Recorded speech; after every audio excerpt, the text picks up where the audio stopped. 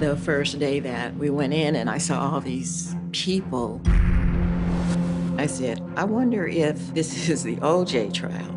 There's no way I'm, going to be on the OJ jury. They gave us this questionnaire that was like 290 some odd questions. I'm sitting there and I'm looking at the questions, and I started saying to myself, oh my God, this is about OJ. OJ was a hometown kid who went to USC, winning the Heisman in a landslide. After a Hall of Fame career in the NFL, OJ capitalized on his popularity, appearing on TV and in movies. Attorneys needed to know if any of that would matter to a jury. I was a sports fan. I was a USC football fan.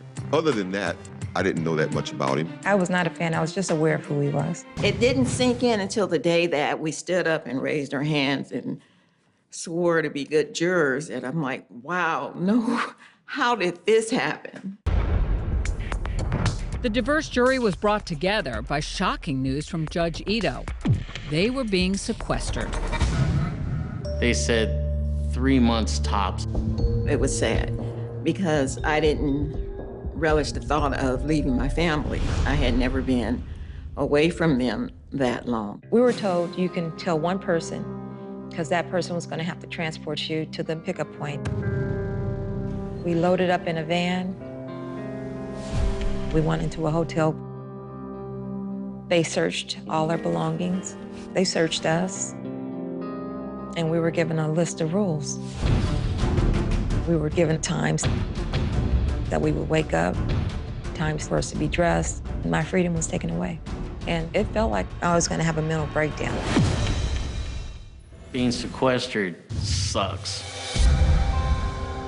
The most difficult part was the sheriffs. They're used to guarding prisoners, and initially they were treating us like prisoners. For exercise, they would let us go onto a patio, and you would walk around that square 20, 30 times, and you feel like you're starting to go crazy. One of the deputies was constantly harping at me, you can't be over there, you can't do this. And it was just like, oh my God, please give me a break. Before the trial even started, 2 of the jurors were dismissed for lying on their questionnaire, heightening the sense of a police state. One of the alternates tapped to take their place was Lon. As an alternate, I felt like, cool, all I have to do is just kick back. So when they moved me up, I vacillated. Can I actually sit there and be impartial because of the magnitude of the crimes themselves? After 2 weeks in the hotel, the jury was finally called to court. The evidence to show the wife beater. You'll see the face, Ron's and Nicole's murderer.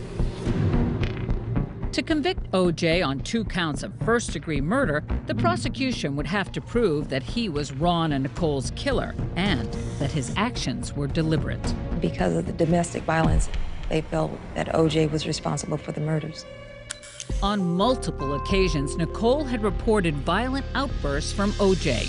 To see that a man would do that to a woman, seeing her face bruised and battered, it's hurtful.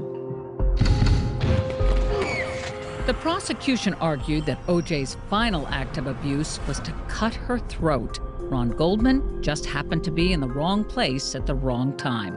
The assumption was that the evidence would be so overwhelming that no jury could possibly find OJ Simpson not guilty.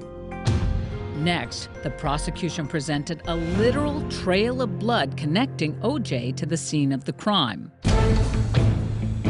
You have a blood trail from in between the bodies and down the walkway.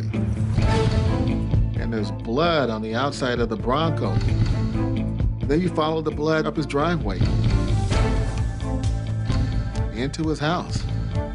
It's the same blood that was at the crime scene. Ron's, Nicole's, OJ's.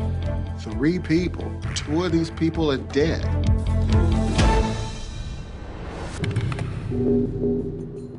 The prosecution had the burden of proving O.J. Simpson guilty. It wasn't the obligation of the defense to prove him innocent.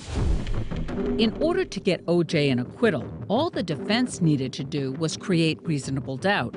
They chose to focus on the LAPD. The history of Los Angeles and abuse by police officers was one that goes back to the 40s, the 50s, and the 60s. I remember my brothers being assaulted by police officers just because, as they say, driving while black. It was a way of life that I've grown up with.